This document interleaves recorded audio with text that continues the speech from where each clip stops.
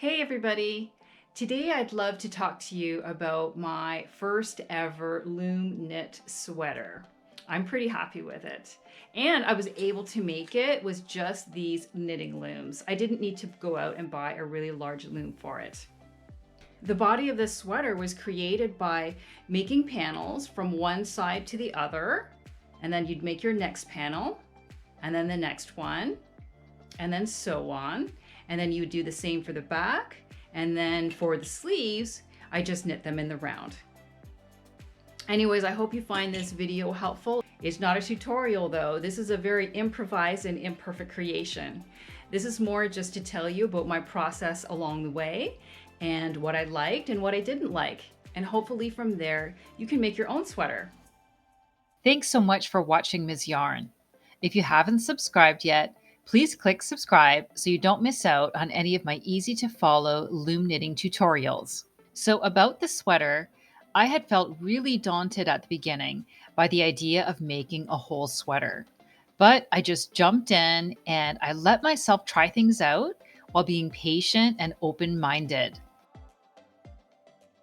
So I basically made this sweater by joining 5 garter stitch panels for the front and 5 garter stitch panels for the back. And I also knit up 2 cylinders for the sleeves. So this sweater is not a bottom-up sweater, nor is it a top-down sweater. This is a left-to-right sweater. I started with the white panel at the left shoulder, and that's where I cast it on. And then I did the garter stitch until I did my bind off, which is at the right. This is the order in which I made my sweater. Panels 1 to 5 made up the front, then panels 6 to 10 made up the back, and then the 11th and 12th pieces were the sleeves. I used 3 different looms for this project. I mostly used the 41 peg loom since it was used to make 8 of the panels. The gauge on this one is 13/16 of an inch, and it's the pink one. The 36 peg loom was used very briefly. I used it to make the bottom white panels, and that's because I wanted the bottom of my sweater to be a little bit tighter than the rest. And the gauge of the 36 peg loom is 3/4 of an inch. So I also used a 31 peg loom. That was used to make the sleeves, and the gauge there is 11/16 of an inch. This is the purple loom. Because I was using super bulky yarn, my sleeves were quite dense. But I used this loom because I wanted to use a loom that came in my set of 4. So I needed to make the right size. The last thing I wanted was to spend all of this time and use all of this yarn to make a sweater that didn't fit. So my sweater needed to be wide enough. I measured a comfortable sweater that I always wear. This old sweater of mine is 20 inches across the front. So for me, that meant that each panel needed to be 20 inches as well, or a little bit longer.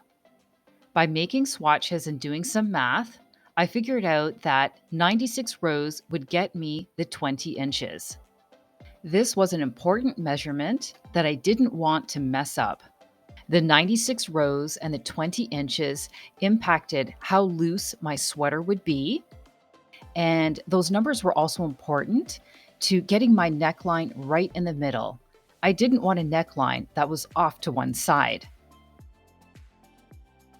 Now that I had those essential numbers, I needed to create the neckline panel. That's the most difficult one of all. I needed to make the neckline curve. In the end, I made 10 stitch panels that gradually decreased to 5 stitches at the center, and that would make the neckline dip. Then I gradually went from 5 stitches to 10 stitches again to bring the neckline up. This increasing part took a lot of trial and error, but in the end, I got it done. A video by GoodKnitKisses really helped me work the increase, so I'm linking to it above. Pay attention to this tip about keeping track of multiple rows. I had to carefully count my rows so that the neckline would be exactly in the middle. So to save me from counting from the cast on edge over and over again, I marked every 20 rows or every 10 garter ridges. This was a big time saver. I couldn't find my actual stitch markers, so I just used some blue thread. You can also use safety pins, bobby pins, or paper clips. Once the neckline panel was done, everything else got a lot easier. I just had to create flat panels with no shaping.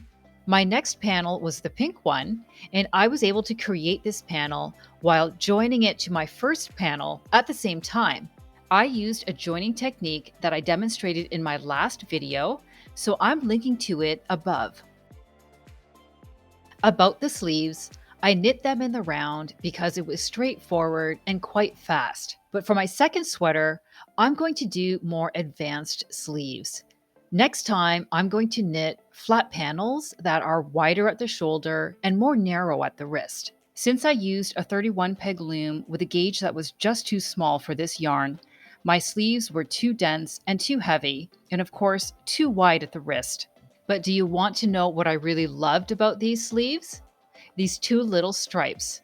I wanted to have pink and navy blue in the sleeves in order to echo the colors in the body, but I also didn't want to go to the store and buy new yarn. So these cute little stripes did the trick, and I only used one ball of pink yarn and one ball of navy blue yarn. The yarn, by the way, is Wool Ease Thick and Quick, which is a number 6 yarn. Next, I want to talk about the shoulder construction of this sweater and how it affects the lengths of my sleeves. The sleeves aren't actually that long because of the drop shoulder construction of my sweater. Because of the boxy shape, my sleeves actually start a little bit past my shoulder. If you make a wider sweater with the same drop shoulder construction, you will need shorter sleeves. If you make a smaller sweater, you will need longer sleeves, since your sleeves will start higher up on your shoulders. If you want to learn more about different types of shoulder construction, I'll link to a helpful video in the description below. I'm not that experienced at seaming, so I used the whip stitch since I found it to be more beginner friendly. I think it looks good. Here's a view of the side of my sweater. And here's what it looks like where I joined the front and back panels together on the shoulders. While I'm happy with the way that the whip stitch turned out, next time I might use the mattress stitch or another stitch, or I might even crochet my pieces together. Do you have a favorite seaming technique? Let me know in the comments. My final thoughts are that I'm super proud of my first ever sweater. Basically, the only thing I do differently next time is the sleeves. This sweater gave me the opportunity to make a sweater without having a very large loom. I got more experience with increasing stitches, with seaming, and most importantly with design because I didn't use a pattern. And I even successfully used math. Before I let you go, I'll ask you to please leave your thoughts in the comments. And if you would like a tutorial on some sort of variation of this sweater, just let me know. If there is enough of a demand, I'm happy to refine this project and give you a step-by-step tutorial. Thank you for watching Ms. Yarn. See you next time.